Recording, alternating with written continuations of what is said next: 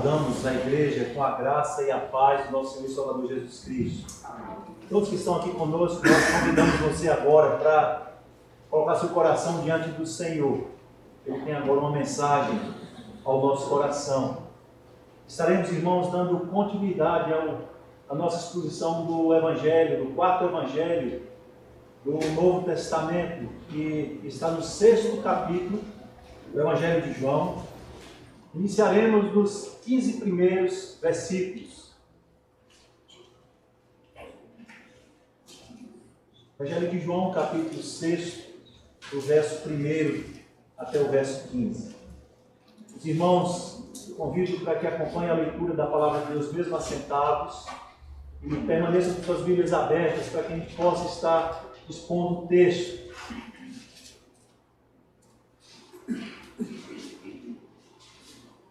Depois dessas coisas, atravessou Jesus o mar da Galileia, que é o de Tiberíades.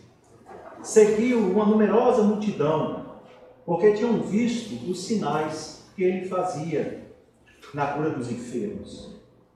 Então subiu Jesus ao monte e assentou-se ali com os seus discípulos. Ora, a Páscoa, a festa dos judeus, estava próxima.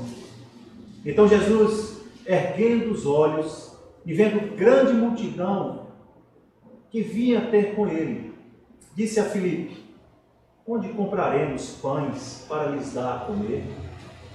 Mas dizia isto para o experimentar, porque ele bem sabia o que estava para fazer. Respondeu-lhe Filipe: não lhes bastariam 200 denários de pão para receber cada um o seu pedaço? Um de seus discípulos, chamado André, irmão de Simão Pedro, informou a Jesus: está aí um rapaz que tem 5 pães de cevada e 2 peixinhos. Mas isto que é para tanta gente, disse Jesus: fazei o povo assentar-se. Pois havia naquele lugar muita relva.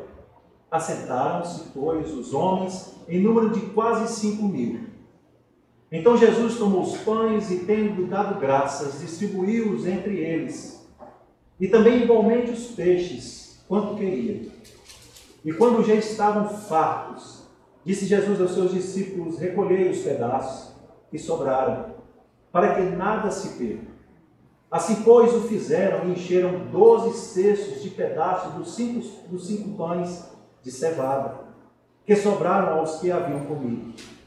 Vendo, pois, os homens o sinal que Jesus fizera, disseram: este é verdadeiramente o profeta que devia vir ao mundo. Sabendo, pois, Jesus que estavam para vir com o intuito de arrebatá-lo, para o proclamarem rei, retirou-se novamente, sozinho, para o monte.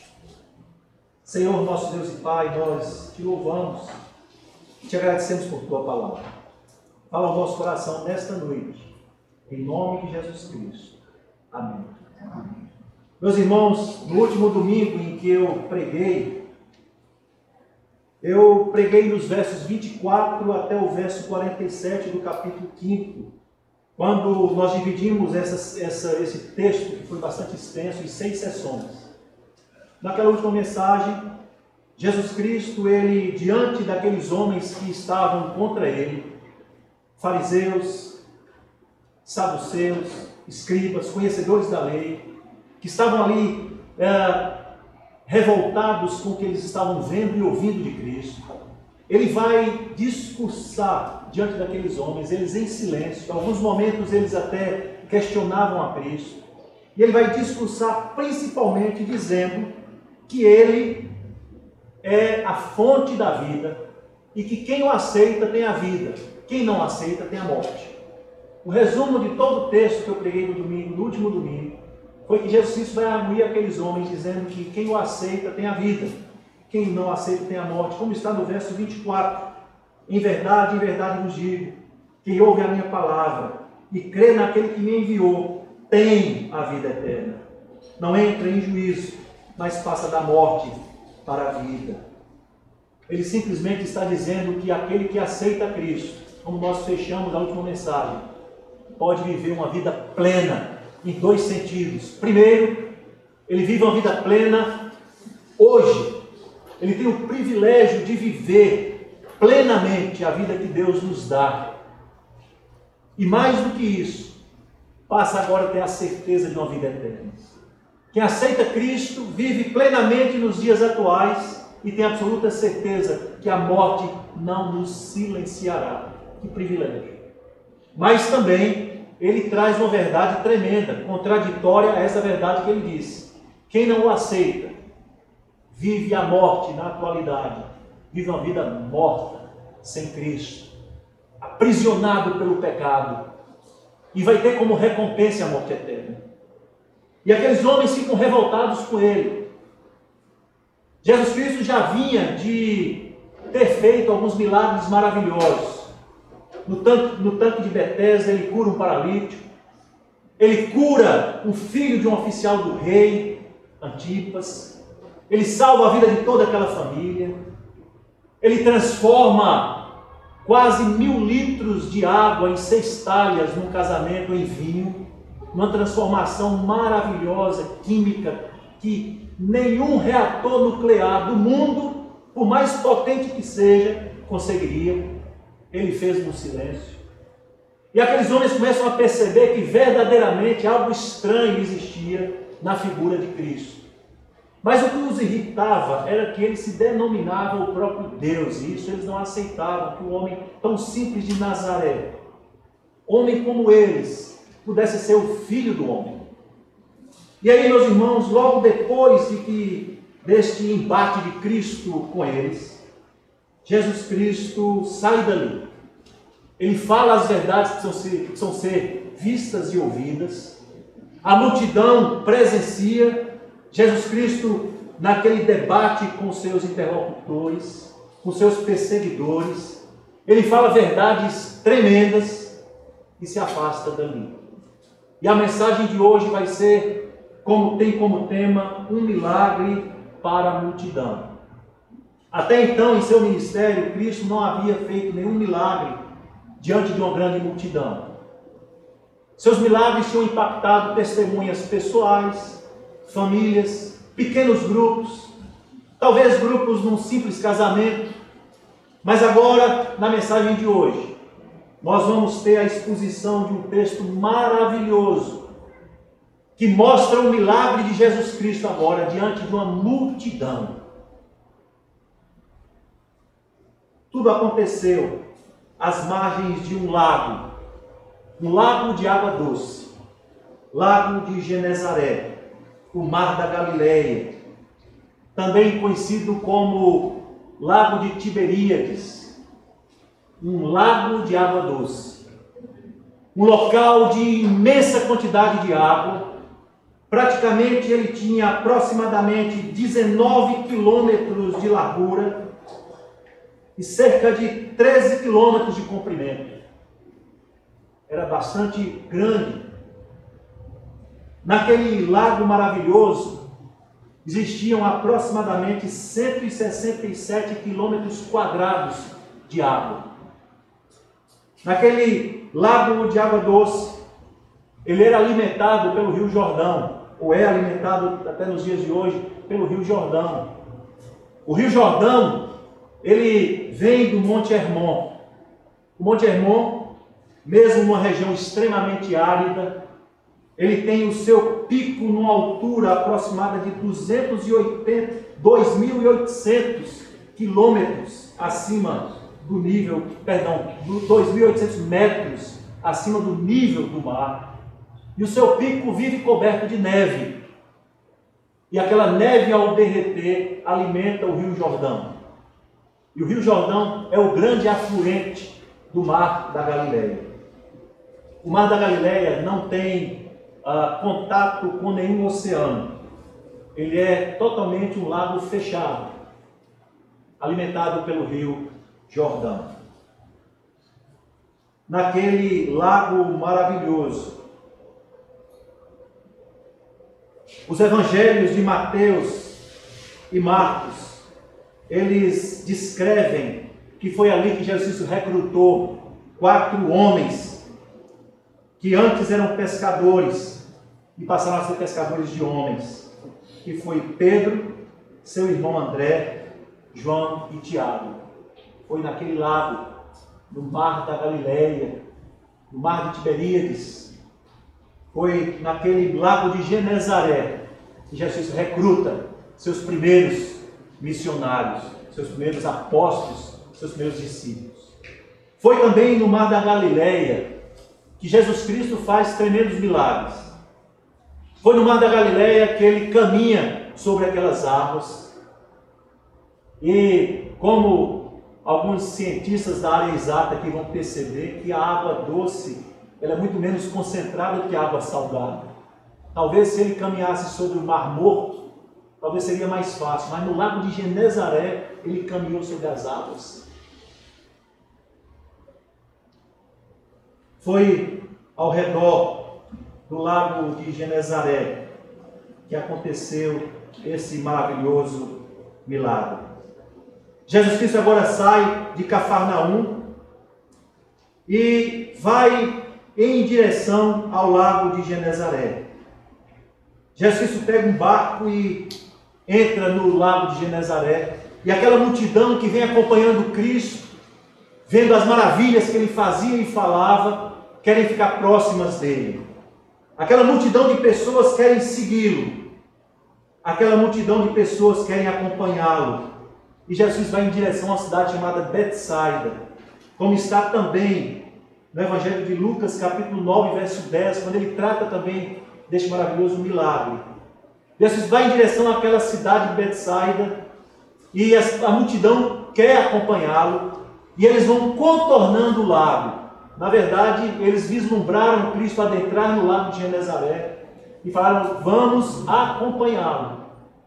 E aquela multidão vai acompanhando o barco de Cristo até Betsaida e caminham aproximadamente 14 quilômetros às margens do rio, do lago de Genezaré.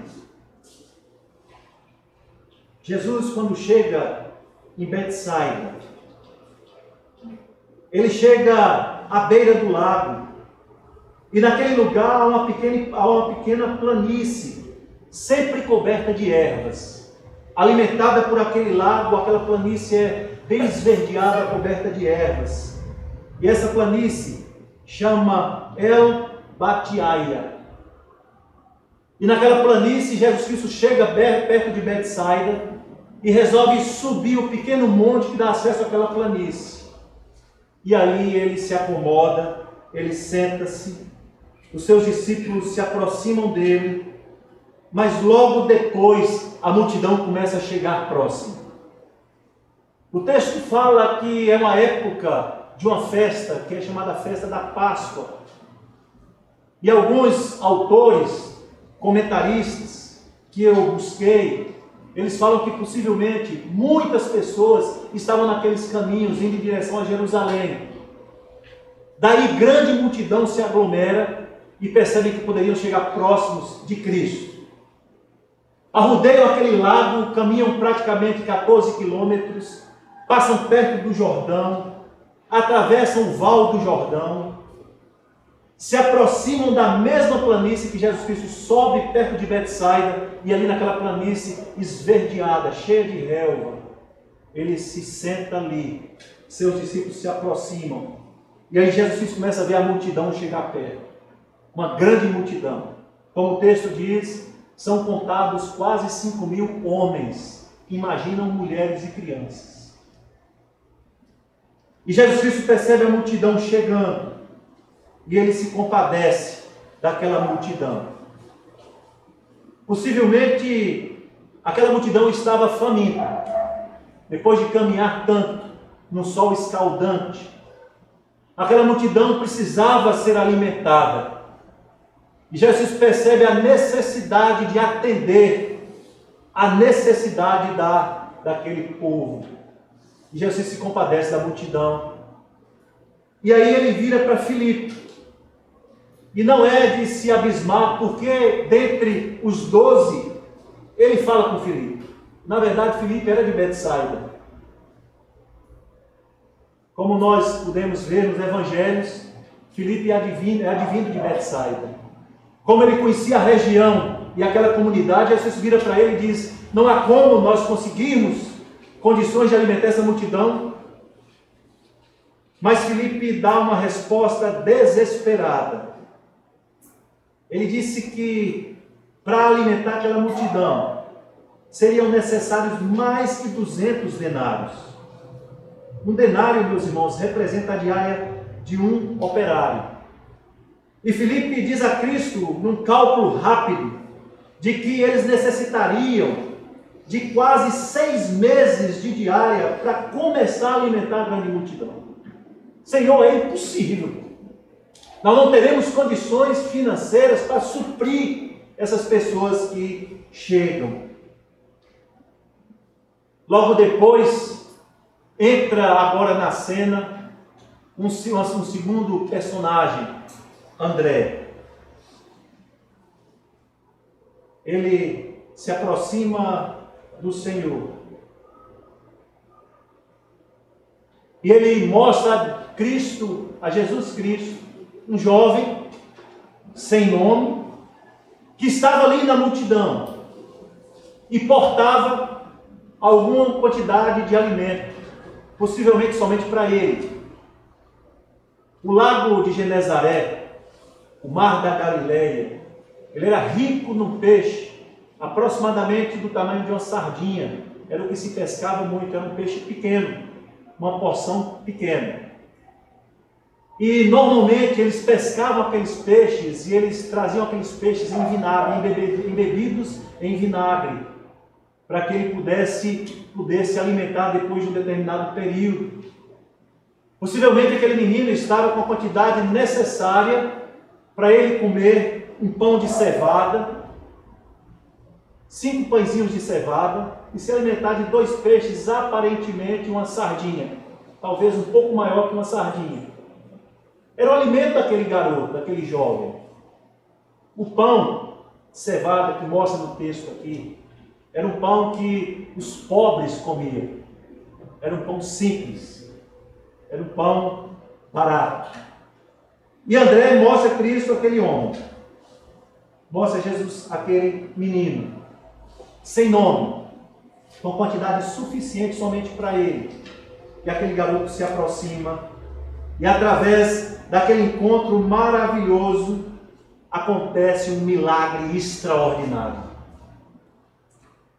Uma multidão presencia um milagre tremendo. Na mesma proporção do milagre que eu comentei com os irmãos algumas mensagens atrás, quando Cristo, num silêncio, transformou simples moléculas de oxigênio, simples moléculas de água, em uma estrutura de vinho que nenhum reator do mundo conseguiria fazer. E no silêncio ele transforma. E a multidão é impactada por um milagre tremendo. Aconteceu um grande milagre num silêncio. Jesus Cristo não parou a multidão e disse: preste atenção em mim, que eu agora vou fazer algo excepcional. Jesus Cristo não mandou ninguém tocar uma música ou acender um holofote para que aquele milagre acontecesse. Simplesmente o milagre aconteceu. Tremendo milagre.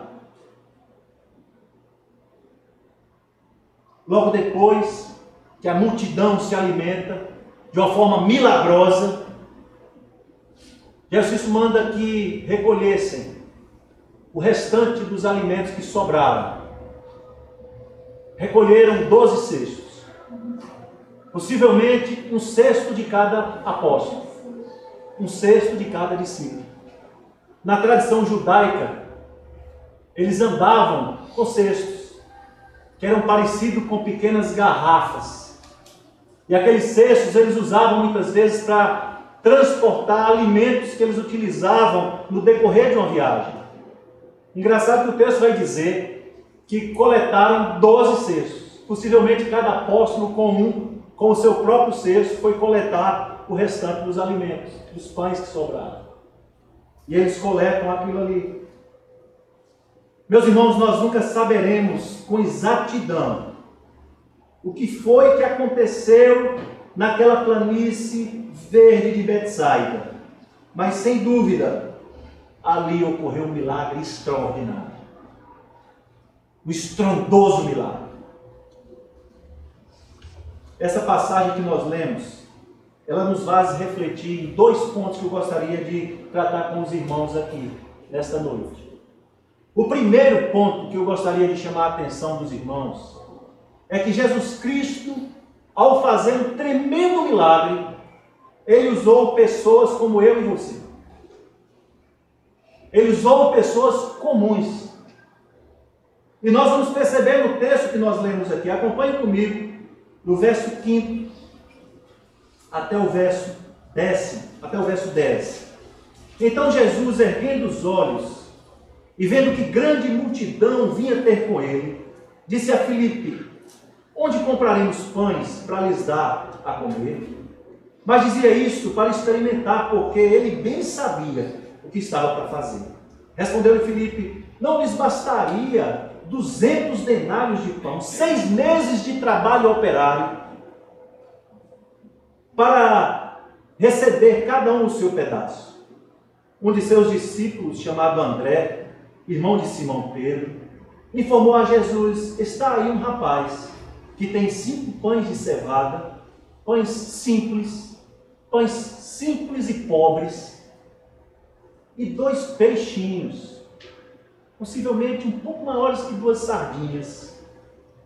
Mas isto que é para tanta gente, disse Jesus, fazei o povo assentar-se.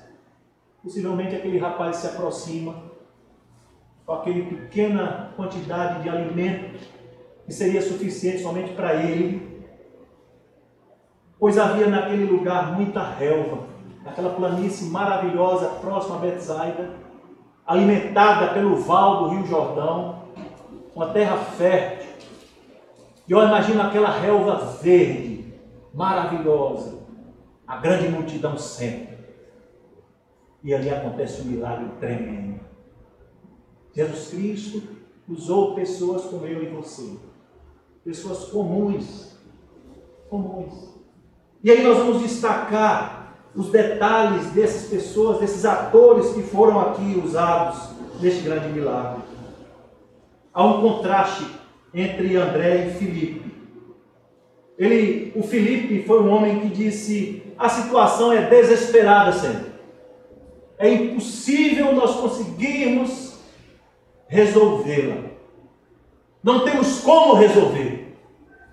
Como teremos condições de conseguirmos um valor em denários de 6 meses operários para podermos alimentar uma grande multidão dessa? Senhor, é impossível. Nós não temos condições. Olha o tamanho do problema.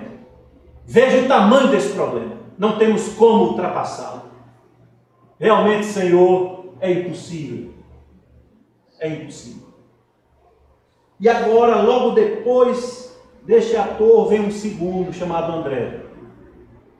E André é muito interessante. André, ele tinha sempre o costume de apresentar pessoas a Cristo.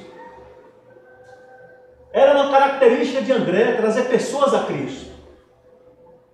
Eu creio que ele tinha uma admiração, um amor por Cristo tão tremendo que o que ele queria era dizer: venham ver quem foi que eu encontrei, o tesouro que eu encontrei, venham ver. E agora este personagem André, ele não se desanima diante da grande multidão, da dificuldade que foi agora imposta por Cristo, de querer alimentar aquela grande multidão, diante do desânimo de Filipe, diante da tremenda dificuldade. André levanta seu olhar e começa a procurar algo. O que iremos fazer? E André, ele tem uma solução até engraçada. Encontrou um garoto com um punhado de pães simples e baratos e 2 peixinhos um pouco maiores que 2 sardinhas. Diz: vem cá, vem aqui que eu vou te levar a Cristo. Vem aqui, nós estamos precisando de você. Que visão visão tremenda de André. Que visão maravilhosa de André. Não se deixou desanimar diante da tremenda dificuldade, da impossibilidade de alimentar uma multidão de mais de 5.000 homens, sem contar mulheres e crianças. Ele vê num menino, num pobre menino, a grande solução. Que fé extraordinária. Ele não se deixou desanimar diante da tremenda dificuldade. Ele ergue os seus olhos e procura alguma solução. Traz o garoto sem nome, e apresenta a Cristo. O segundo ator desta cena aqui é o menino. Um simples menino sem nome, com um pequeno embornal, trazendo um pouco alimento que seria suficiente somente para ele. Mas ele coloca diante de Cristo tudo que ele tinha. Não questionou. Não disse, mas veja que tem mais gente aqui. Que com certeza haviam pessoas que tinham alimentos em seus cestos. Ele poderia questionar e dizer assim, mas por que eu? Mas logo eu? Logo eu com 5 pãezinhos baratos desse? Eu acho que deveriam ter pessoas aí com roscas. Ou talvez peixes, talvez melhores, não pescados no mar de Genezaré, talvez vindos de fora. Mas o menino não questiona. Os únicos pães e os únicos peixes, ele os traz. Ele não questiona. 3 atores que nós precisamos chamar a atenção para as nossas vidas de forma prática. Muitas vezes, nós temos visto problemas e não soluções. Muitas vezes, nós temos olhado os problemas e pautado toda a nossa vida nos problemas. Temos discutido com o Senhor, como fez Filipe, o tempo todo, querendo resolver os nossos problemas com soluções nossas. Filipe calculou o seu problema. Ele disse ao Senhor, Senhor, eu sei a dificuldade desse problema, eu calculo. Ele calculou. André não calculou. Imagina se André fosse calcular 5 pães e 2 pequenos peixes para uma multidão. Imagina. Ele não calculou. Ele teve fé. Ele não desanimou. Ele buscou soluções. Ele não cruzou os seus braços e pediu que alguém o ajudasse. Não. Ele foi em busca da solução. Ele não cotovelou outro para dizer, olha, vá comigo, vamos ver o que a gente pode fazer. Ele foi. Meus irmãos, que exemplo extraordinário de atores deste grande milagre de Cristo. Jesus Cristo usa pessoas para os grandes milagres, pessoas comuns como eu e você. Ele usa. Meu querido, muitas vezes nós temos nos comportado como Filipe. Temos visto só problema, só dificuldade, embora eles existam. Mas temos pautado a nossa vida nas dificuldades. E temos esquecido que nós estamos ao lado do Deus dos deuses, Senhor dos senhores, aquele que pode no silêncio transformar 5 pães e 2 miseráveis peixes numa quantidade tremenda para alimentar milhões de pessoas. E nós ficamos assentados com a nossa fronte baixa, achando que estamos condenados ao fracasso. Mas eu te convido para agir como André, para dizer, Senhor, eu não sei qual a solução que eu tomarei, eu não sei qual a solução que será da minha realidade, mas eu creio que tu tens a resposta, e eu vou em busca dela, eu vou sair do marasmo, eu não vou ficar atolado aqui, esperando um socorro. Meus queridos, nós precisamos agir como esses personagens. Mas também, não como Filipe, sim como André, mas também como o garoto, que imediatamente, quando foi convocado, ele colocou diante de Jesus Cristo tudo o que ele tinha. Ele não disse, mas Senhor, mas tem outro ali que tem coisa muito melhor do que eu. Mas por que eu? Jesus Cristo queria ele. Jesus focou nele. Eu quero fazer um milagre nos seus pães. Eu não quero fazer um milagre no caviar de ninguém. Eu não quero fazer um milagre no salmão que talvez alguém tenha. Eu quero fazer milagre na sua sardinha. É a sua sardinha que vai alimentar uma multidão. E muitas vezes, irmãos, nós olhamos sempre a vida do outro, dizendo, mas Senhor, por que eu? O Senhor está contando comigo? Mas tem tanta gente aí, mas não é possível. Tanta gente para fazer isso, e vocês vêm pedir a mim. Meus irmãos, vamos agir como esse simples garoto sem nome. Que esse simples garoto sem nome possa ter o teu nome, possa ter o meu nome. Nós possamos estar dispostos a colocar diante de Deus quando convocados. Que nós não venhamos a questionar. Que na hora que nós formos encontrados, nós possamos estar dispostos. Eu fiquei muito feliz com a eleição da SAF.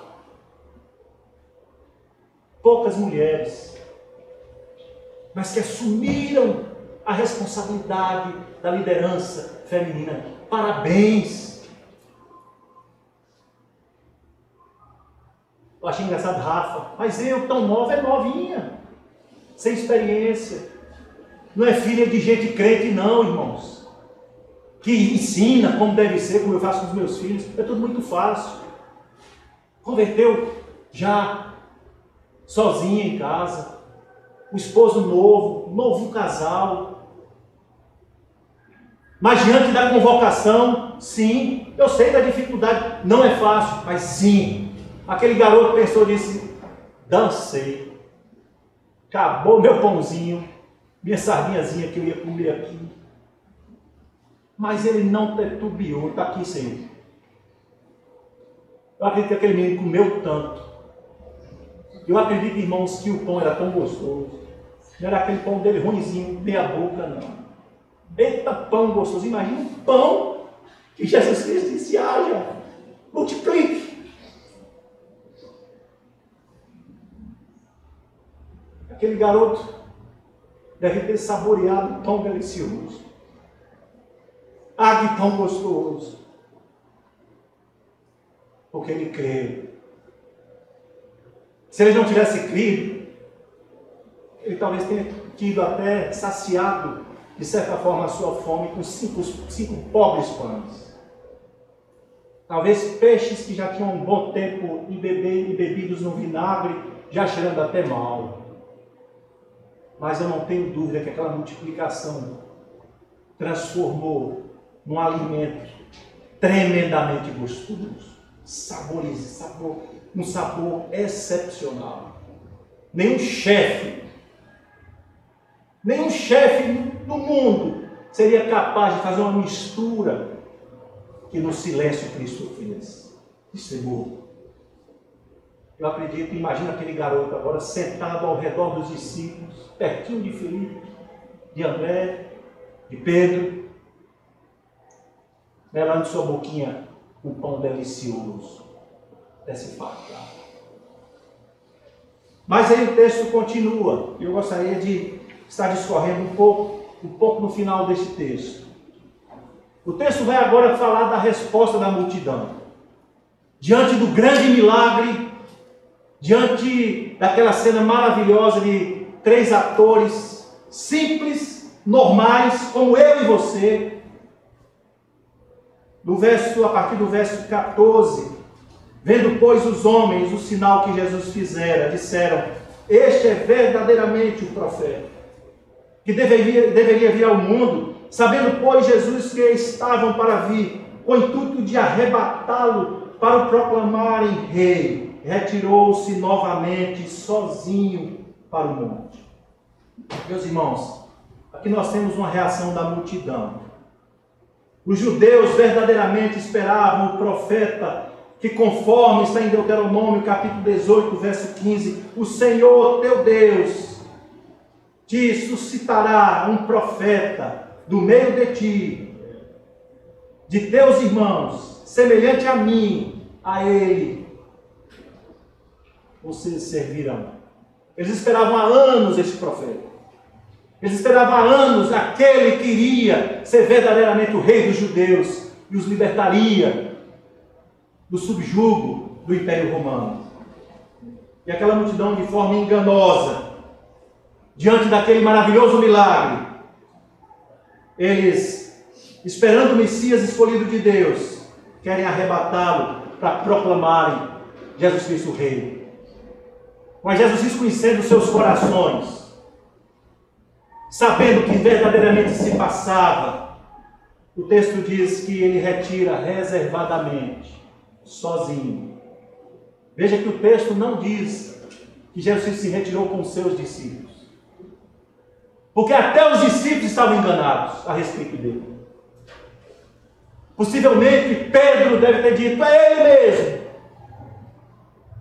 Tiago e João: somos nós mesmos, nós somos detentores do poder. E Jesus deixa aquela turma todinha com eles se belando com os afagos da multidão, achando que agora estariam nadando sobre a carne seca, vitoriosos. Jesus deixa todos e sai mais uma vez sozinho. Jesus normalmente ele tinha essa prática de se retirar para orar, de se retirar para estar com Deus Pai, de se retirar para ter um contato pessoal melhor, mais afinado com os discípulos e tratar somente a eles, de se retirar quando ele estava diante dos seus perseguidores e percebia que não era o momento ainda do grande embate. Ele tinha essa prática de se retirar. O texto diz que ele se retira sozinho. Eu acredito aqui que nesse momento está Pedro sendo jogado por muitos, feito final de Copa do Brasil, ou talvez da Libertadores, né? Como tem lá o jogador, que é o nome dele? Gabriel Barbosa. Todo mundo sendo jogando as taças. Eu acho que os apóstolos, discípulos estavam lá, todo mundo jogando eles para cima. Vocês são o cara. Já se sai e se retira. Possivelmente depois eles percebem que Jesus não estava. Aí a ficha vai caindo. Tem dois aspectos aqui que eu queria tratar dessa atitude das multidões, da multidão aqui. Dois aspectos muito sérios. O primeiro é que a multidão estava disposta a apoiar Jesus quando dava o que eles queriam. Quando Jesus Cristo dava uma resposta a qual eles tanto desejavam, o pão, o alimento, a cura, quando Jesus Cristo os atendia, quando Jesus afagava as suas necessidades, a multidão proclamava rei. Mas, quando ele os convocava para se colocarem diante de uma vida difícil, quando ele dizia que o caminho não era pavimentado, era um caminho pedregoso e teria que se andar descalço, eles o abandonavam. Esse é o grande problema das multidões. A multidão estava tremendamente enganada. E Jesus conhecia os seus corações. Ele sabia qual a motivação de quererem proclamá-lo rei. Porque essa mesma multidão, ou talvez alguns deles, poucos dias depois, estavam gritando: crucificam! As mesmas bocas, as mesmas pessoas. Multidões motivadas por uma falsa lealdade. Multidão motivada por um amor comprado. Multidão motivada por suborno. E Jesus percebe qual a motivação da multidão que queria proclamar o rei. E ele sabe. Muitas vezes acontece conosco. Muitas vezes nós estamos proclamando Jesus Cristo, o Rei das nossas vidas, quando tudo está bem. Quando os resultados de exame estão bem, quando o emprego está bem, quando está tudo bem, Ele está afagando as nossas necessidades. E aí está tudo bem conosco e Ele. Mas basta acontecer algo que nos traz um desconforto, nós começamos a questionar. Que Ele esqueceu de nós, que nós somos os mais miseráveis dos pecadores, deixamos de trabalhar na igreja, qualquer coisa é problema. Nós estamos agindo tanto quanto a multidão. Não somos diferentes quando agimos dessa forma, motivados por um amor a Cristo através do suborno. Mas a multidão também, ela esperava um Messias que seria o rei conquistador. Alguém que não somente traria a eles um certo conforto,